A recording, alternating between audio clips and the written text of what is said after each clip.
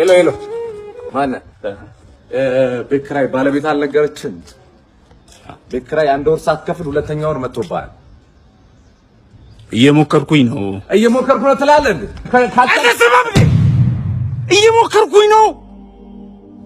ያንተን ቤት ኪራይ ልከፍል እየሞከርኩኝ ነው። የልጆች ትምህርት ቤት ልከፍል እየሞከርኩኝ ነው።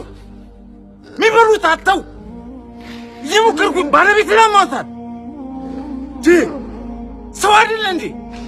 ይኸው ተመልከት። ይሄ የልጆች ጌም የሚጫወቱበት ልሸጥ እየሞከርኩኝ ነው።